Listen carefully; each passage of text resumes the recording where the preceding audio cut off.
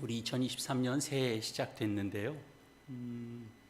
잠시 그저 머물다 떠날 줄 알았던 아주 불편한 손님이 그냥 눌러 앉은 그런 느낌으로 저희가 답답한 나날 35개월째 이어지는 것 같습니다. 대충 한 2월에 저희가 좀 난리가 났었던 것 같거든요. 한 35개월째 좀 진행되는 것 같습니다. 세상에 되어지는 것뿐만 아니고 또 우리 삶, 내 삶의 형편 여건을 보아도 해가 바뀌었다고 해서 뾰족하게 달라질 것이 없어 보이는 그런 새해일지도 모르겠습니다. 하나님의 생각은 어떤 생각일까? 하나님은 가장 절망적인 상황 속에서도 자기 백성들에게 정말 눈이 번쩍 뜨이는 그런 말씀을 전해주시는 분이 바로 살아계신 하나님입니다. 예레미야 29장 11절에 있는 그 말씀이죠.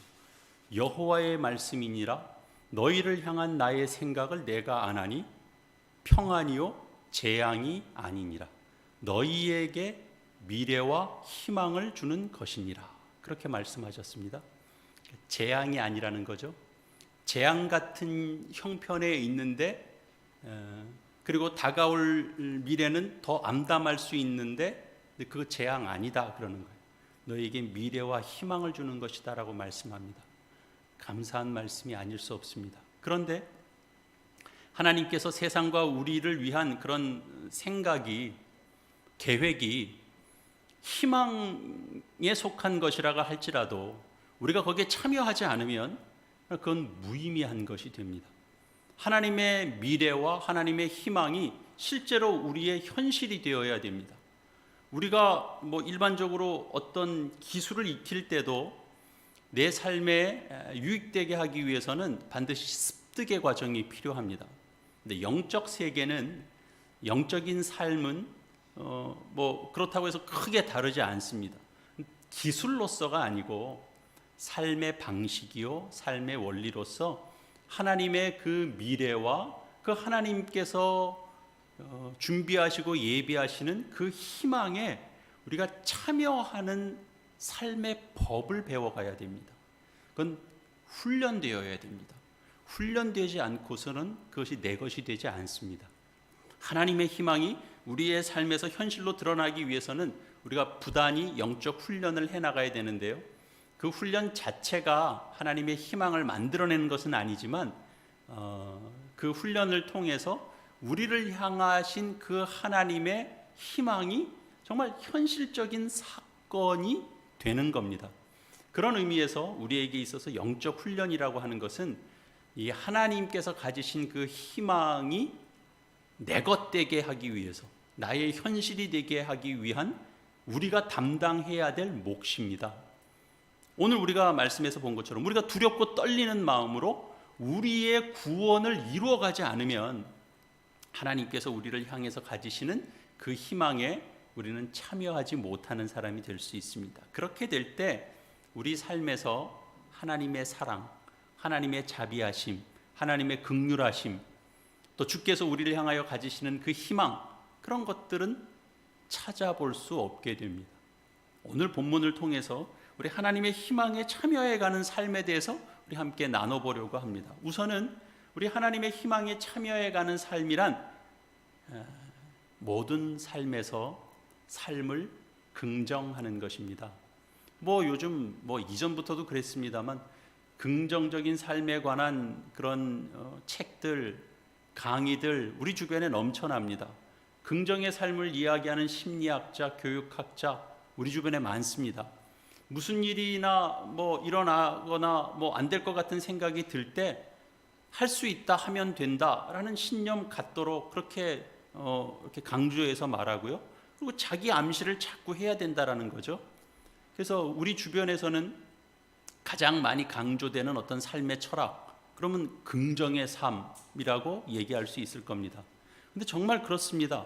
어떤 일에서든지 부정적이고 소극적인 생각을 갖는 사람보다는 긍정적이고 적극적인 사고를 갖는 사람들과 대화를 나눌 때 우리가 훨씬 유익합니다. 그리고 긍정적인 사고를 갖는 사람과 함께 할 때 정말 이렇게 즐겁습니다. 변화가 일어납니다. 그래서 세상에서 강조하는 이런 긍정의 철학, 그런 것들을 우리도 생각해 볼 수 있는데, 사실은 세상에서 말하는 긍정의 철학은 사실은 보이는 성공에 많이 초점 맞춰져 있습니다. 너희가 세상에서 성공하려면, 또 성공적인 인생을 살려면, 성공적인 사업을 계속해 나가려면 긍정적인 사람이 되어야 된다, 그런 거죠. 긍정적인 사람이 되려면 긍정적인 사고를 늘 해야 된다, 그것도 훈련해야 된다, 그럽니다. 틀린 말 아닙니다. 그러나 우리가 신앙생활을 함에 있어서 이 긍정이라고 하는 의미는 세상에서 말하는 그런 성공을 위한 재료 같은 것은 아닙니다. 우리 삶에서 일어나는 모든 일에 대한 내 삶의 원리고, 그리고 세계관 같은 겁니다. 그래서 이 신앙생활에 있어서 긍정이라고 하는 것은 무슨 사업해서 반드시 이윤을 남겨야 된다라는 무슨 경제 원리 같은 것이 아니고요. 그래서 우리가 세상의 관점에서 잘 되거나 또는 실패하게 되거나 또는 병이 들거나 한없이 일이 꼬여 있을 때도, 그러니까 어떤 상황에서나 만물을 새롭게 하시는 그 하나님의 일하심을 바라본다. 그 하나님의 일하심이 있다라는 것을 내가 믿는다, 내가 확신한다 라고 하는 그런 현실 속에서 그것을 감사함으로 받아들이는 것입니다. 사도 바울은 그 사실을 이렇게 이야기하죠. 오늘 본문에 있는 내용 그대로입니다. 너희 안에서 행하시는 이는 하나님이시니 자기의 기쁘신 뜻을 위하여 너희에게 소원을 두고 행하게 하시나니. 하나님은 어떤 상황에도 구애받지 않으시고요, 그분의 기쁘신 뜻을 따라서 행동하십니다. 일하십니다. 우리는 몸이 건강하고 또 우리가 하는 일이 잘 돼야 하나님께서도 우리를 사랑하신다, 이렇게 생각할 수 있습니다.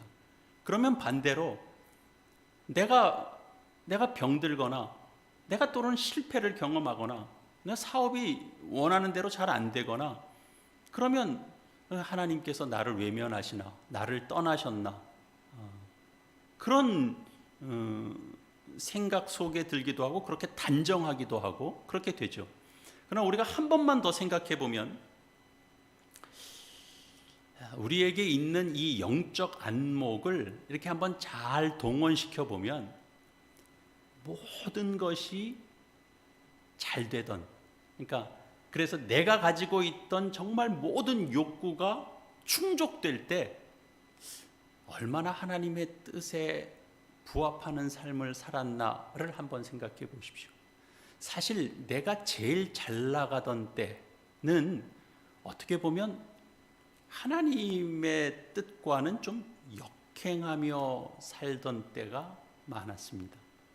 그래서 실제로 우리가 몸에 좀 이상이 찾아오든지 정말 병이 확인되든지 하던 일이 좀 꼬이든지 뜻밖의 벽에 부딪히든지 이런 형편 속에 있을 때 성도들 안에서는 이전에 훨씬 더 좋을 때의 상황보다 내 안에서 활동하시는 하나님에 대해서 더 선명하게 느끼고 그 하나님을 더 선명하게 드러내는 사례들을 우리는 어쩌면 더 많이 본다라고 얘기하게 될 겁니다.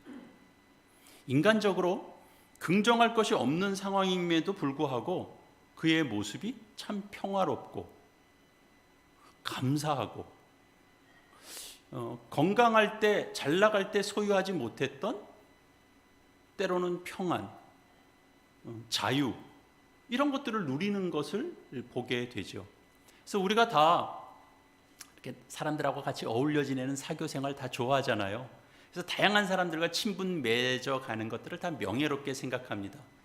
또 경제적인 이해관계도 중요하게 생각합니다.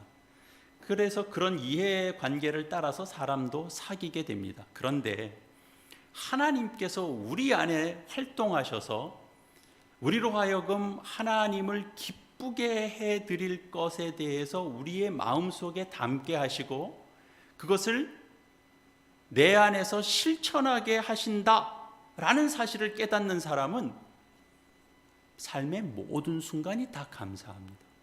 삶의 모든 순간이 다 소중하게 느껴집니다. 전에는 내가 내 기분, 내 감정을 따라서, 내 생각, 내 이해를 따라서 선별하면서 사람들과 관계했다면, 내 안에서 일하시는 하나님, 그리고 그 뜻을 따라서 행하게 하시는 하나님이 있다라는 생각을 내가 하게 되면서부터는 모든 사람들 속에서 하나님께서 특별한 일들을 만들어내시는 것들을 보게 되는 거예요. 그래서 다 소중해요. 그 순간순간들이. 그래서 그 순간을 놓치지 않으려고 그래요. 그 순간을 소홀하게 여기지 않으려고 그래요. 그런 게 그 순간순간들을 긍정하는 것입니다. 삶의 긍정은 우리 가운데 활동하시는 하나님과 함께하는 삶이라는 것을 의미합니다. 하나님은 우리가 병들었을 때나 일이 잘 안 될 때, 실패할 때, 또는 여유로울 때, 한가할 때, 바쁠 때, 그 모든 상황을 통해서 우리 안에 하나님의 그 기쁘신 뜻을 이루어 가십니다. 하나님께서 나를 사랑하시는 증거, 그것을 얻고 싶으십니까? 하나님의 뜻이 내 안에서 무언가 하고 싶은 염원을 갖게 하셔서 내가 그 일에 대한 염원을 가지고 있는가? 내가 그 일을 따라가려고 하는 욕구가 있는가? 여러분 한번 생각해 보십시오. 나 그거 정말 없는 것 같은데, 그러면 기도하셔야 돼요. 하나님께, 하나님, 저한테는 염원이 없는 것 같은데 하나님 주셔야겠는데요. 그렇게 기도하셔야 되고, 내 안에 언제부턴가 그런 염원이 생겼어. 하나님이 지금 막 함께 일하고 계신 겁니다.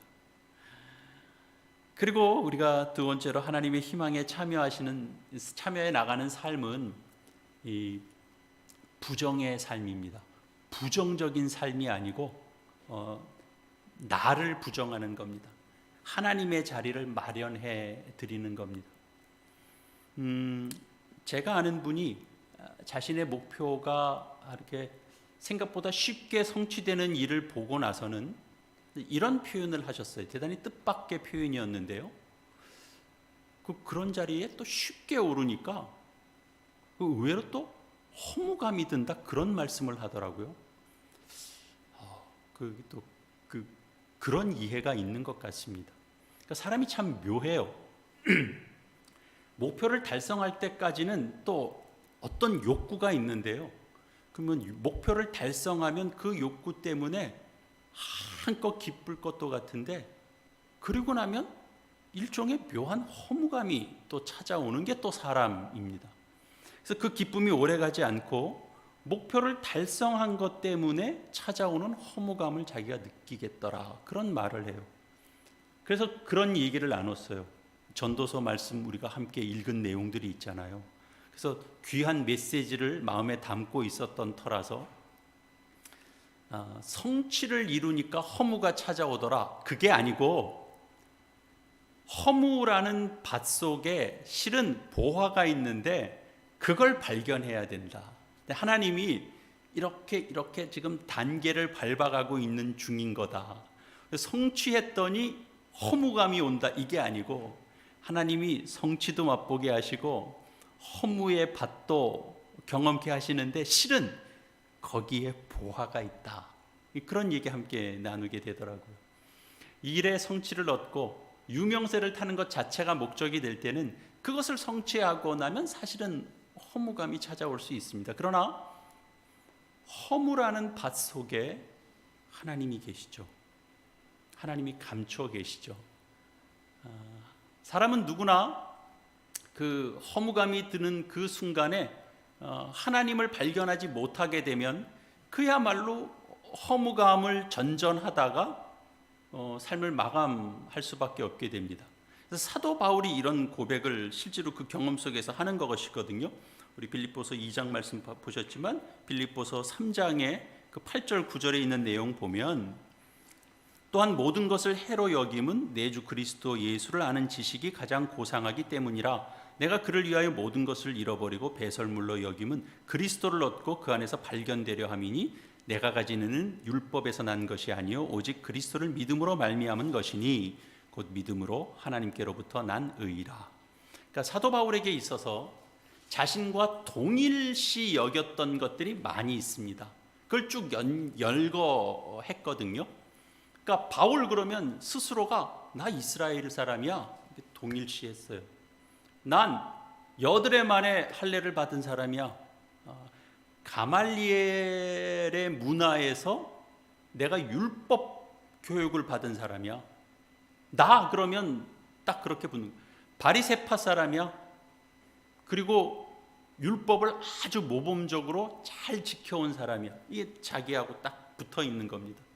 이런 것들이 결국 사도 바울 자신이었고, 바울이 그런 것들 속에 자신을 늘 표현했습니다. 그런데 그리스도를 알고 난 후에는 그런 것들이 허무하게 느껴진 거죠. 그래서 그런 것들을 버렸습니다. 그런 것과 같습니다. 우리의 것들을 내어놓고 그 자리에 이제 하나님께서 그 자리에 들어오게 되고 그 자리를 채우게 되고, 그리고 이전에 가치 있게 여겼던 것들이 사실은 내 삶에 이렇게 꼭 붙들고 살아야 되는 게 아닌 거예요. 빌립보 성도들이 그런 허무할 수밖에 없는 것들에 붙잡혀서 거기서 집착하면서 서로 불평과 시비에 빠지게 됐습니다. 자신들이 가야 할 어떤 희망적인 삶이 있었는데 그것들이 성취가 되지 않으니까 자신은 외면되는 삶처럼 놓여질 때 사도 바울이 이제 빌립보 교회 형제들에게 이 사실을 깨우쳐 주는 거죠. 오늘 본문 함께 읽었었던 내용입니다. 15절 말씀입니다.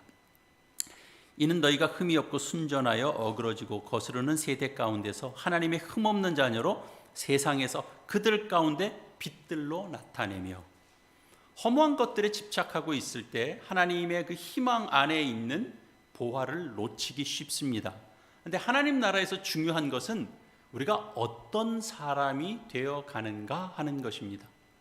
그럴 때 우리가 한 번 더 좀 찾아볼 수 있는 부분은 바로 우리가 하나님의 희망에 참여해가는 삶이 결국 창조해가는 삶이라는 거죠. 하나님께서 창조주이시잖아요. 그래서 하나님의 영이 계신 곳에서는 창조가 일어납니다. 하나님이 일하시는 그 창조는 모든 것이 합력하여 선을 이루도록 합니다. 모든 재료를 다 동원해서 하나님은 선한 결과를 만들어내세요. 요술을 부린다 그런 차원이 아니고요. 만물을 새롭게 하시는 하나님 안에서 우리가 부정하는 것들이 그것으로 그냥 끝나지 않고 하나하나 각각의 것들이 다 협력해서 선을 이루어내시죠. 아무리 선하고 좋은 것도 사람의 손에 들어가면 부패해집니다. 여러분, 세상에 있는 법이라고 하는 것도 불완전해 보이는 법이라고 할지라도 법 자체는 사실 잘 돼 있는 겁니다. 법이 처음부터 나쁘게 기획되고 생성되고 만들어지는 경우는 거의 없다 이렇게 말할 수 있습니다. 다만 사람이 법을 이용하죠. 아니, 더 정확하게 말하면 사람이 법을 악용하죠. 그래서 죄된 인간을 거치면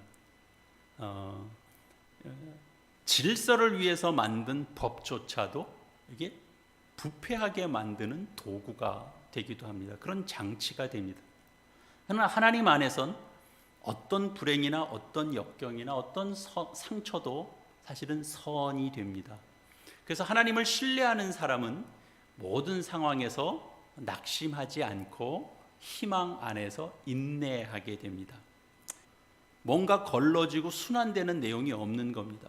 여러분, 이게 자연 질서입니다. 여러분, 이게 하나님의 창조 질서입니다. 인간에게 창조의 삶을 가능케 하는 에너지가 있습니다. 그것이 무엇이겠습니까? 생명의 말씀입니다. 그 사실을 오늘 본문에서도 이렇게 말씀하는데요. 16절입니다. 생명의 말씀을 밝혀 나의 다름질이 헛되지 아니하고 수고도 헛되지 아니하므로 그리스도의 날에 내가 자랑할 것이 있게 하려 함이라. 우리 이제 그 안내할 때도 주보 광고 내용 알려드릴 때도 우리 교회 올해 2023년 교회 표어는 만사를 성취하신 하나님이다, 이렇게 제가 알려드렸습니다. 그러니까 지난해에 이렇게 말씀 묵상하면서 함께 보던 전도서 11장의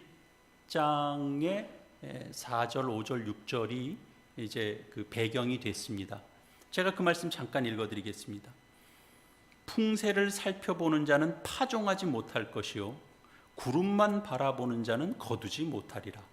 바람의 길이 어떠함과 아이 벤 자의 태에서 뼈가 어떻게 자라는지를 네가 알지 못함 같이 만사를 성취하시는 하나님의 일을 네가 알지 못하느니라.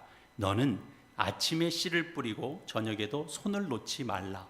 이것이 잘 될는지 저것이 잘 될는지 혹 둘이 다 잘 될는지 알지 못함이니라. 그러니까 여러분, 우리의 인생은 예측 불가능 속에 있습니다. 그리고 삶이라는 게 임의성이 있어요. 그대로 배어 있어요. 언제 어떻게 튈지 무슨 일이 일어날지 몰라요. 우리 삶에 그나마 확신할 수 있는 것과 그리고 확신할 수 없는 게 이렇게 동전의 양면처럼 딱 붙어 있습니다. 분명히 아는 것도 있지만 그 안다는 것 속에는 또 알 수 없는 게 또 들어 있어요. 그게 인간의 한계입니다. 인간의 한계를 느끼면 허무감이 찾아옵니다. 그런데 그 허무의 밭에서 이해할 수 없고 예측할 수 없는 그런 만사가 되어지는 일 속에서 그럼에도 불구하고 그 모든 일이 하나님의 손에 달려 있다는 것, 내가 안다고 말하는 것, 또 내가 도무지 모르겠다라고 말하는 것, 그 모든 것이 다 하나님의 일이다라는 겁니다. 그리고 그 모든 것을 성취하시는 분은 하나님이십니다. 그래서 이 생명의 말씀이 우리 인생에서 전하는 메시지가 뭐냐면, 우리의 인생에 예측할 수 있는 일이 없고 그리고 그것을 알 수 있는 지혜가 나한테 없으니까 그래서 두 손 놓고 살아야 된다는 것일까요? 아닙니다. 성경은 그 얘기를 전하는데 성경은 전혀 다른 메시지를 전하죠. 그래서 너희는 기회를 얻을 수 있다. 너희는 그것을 기회로 바꿀 수 있다. 그 얘기입니다. 그래서 우리에게 너희 게으르지 말라. 너희 긍정적으로 적극적으로 살아라. 너희는 모험적으로 살아라. 그리고 담대하라. 그렇게 말씀하는 겁니다. 씨를 뿌려라. 그러는 겁니다. 어느 밭에서 잘 될지 너희가 알지 못한다. 이것이 잘 될는지 저것이 잘 될는지, 혹 둘 다 잘 될는지, 혹 둘 다 안 될는지 우리는 모릅니다. 그러나 무엇이든지 시도해야 된다라는 겁니다. 우리가 어려운 일을 당할 때 애를 썼는데도 달라지지 않는 일을 우리가 겪을 때 우리에게서 자연스럽게 나오는 반응은 바로 이것입니다. 세상에서 말하는 염세주의적인 반응입니다. 아유, 이제 뭐 한들 뭘 한들 소용이 있겠어. 내 해볼 거 다 해봤는데. 그럼 뭘 하면 달라질까? 뭘 하면 효과가 있을까? 뭐 할 게 없는 것 같은데, 이런 게 이제 세상의 반응이죠. 근데 여러분, 우리는 생명의 말씀 가운데서 우리가 다른 박질 치는 사람이라면 오늘 생명의 말씀을 봐야 되는 겁니다. 만사를 성취하시는 하나님입니다. 이 생명의 메시지를 우리가 만나면 달라지는 겁니다. 무슨 일이 일어나겠어? 뭔 일을 할 수 있겠어가 아니라 무슨 일이 일어날지 어떻게 알아? 하나님께서 이 일에 간섭하시면 무슨 일을 보게 될지 우리가 어떻게 알아? 그러니 뭔가 하자가 됩니다. 그러니까 이 상황을 우리가 어느 말을 더 가야 될지 우리 모르는데 기도해야 돼요. 그리고 사역자가 생각보다 빨리 우리 교회 안 보내주시네? 그러면 만사를 성취하시는 하나님이 있다라는 걸 믿으니까 우리는 이 교회의 본연의 자리를 지키라 그러는 건가 보다. 그래서 저도 개척하는 마음으로 오늘 나왔어요. 즉 교회에 나오는 시간이 1시간 반이 당겨졌습니다. 제가 개척 시작할 때 이렇게 시작했거든요. 어느덧 뭔가 맡길 사람이 있으니까 쉬엄쉬엄 나오는 거예요. 그러니까 부지런 떨게 됐어요. 그리고 나와서 준비하고 교우들 만날 준비하고. 우리 이기석 집사님도 오늘 일찍 나오셨습니다. 뭐래도 좀 할 게 있지 않나 싶은 거죠. 여러분, 교회의 본연의 모습으로 돌아오는 겁니다. 사역자 세워놓고 사역자한테 다 떠넘기는 식이 아니고 우리 할 몫이 있습니다. 우리는 어느새 살짝 놓쳐버렸는지도 모르겠습니다. 하나님은 그렇게 우리를 인도하십니다. 그래서 매 순간순간 창조적인 삶으로 하나님께서 우리를 인도하시고 좀 막막할 수 있는 상황이지만 우리에게 정신을 깨어나게 하고 그리고 또 섬기게 하고 그리고 또 하나님이 또 때가 되면 우리 또 좋은 동력자를 또 교회에 보내주실 겁니다. 그때를 보기 전까지 그렇게 또 교역자를 보내주셔도 우리는 다시 우리가 이걸 놓치면 안 되겠구나 이런 마음으로 다시 나가는 거죠. 그 희망 안에서 이전과 다른 나의 모습으로 변모해 가는 것입니다. 그래서 오늘 우리 이 자리 신년 예배 함께하는 자리입니다. 구원을 이루어 가야 됩니다. 그때 만사를 성취하시는 하나님의 손길 속에 우리가 있다. 우리는 무엇이든지 할 수 있다. 늦었다는 거 없다. 시작할 수 있고 새로운 것들을 경험할 수 있습니다. 그 하나님 손길에 우리들을 맡겨가고 새로운 에너지들을 찾아가는 저와 여러분 다 되시기를 이 말씀으로 축원합니다. 우리 이 시간 함께 화음의 기도 함께 드리시고 이어서 성찬 예식 진행하겠습니다.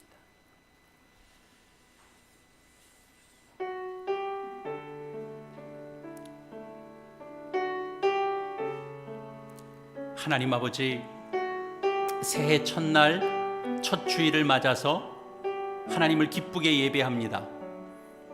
생명의 말씀으로 생명의 양식 주시는 하나님으로 인하여 감사드립니다. 세상의 흐름과 부딪혀 보면 저희 안에 드는 생각은 늘 부정적인 생각이고 염세적인 생각들 뿐입니다. 저희들만은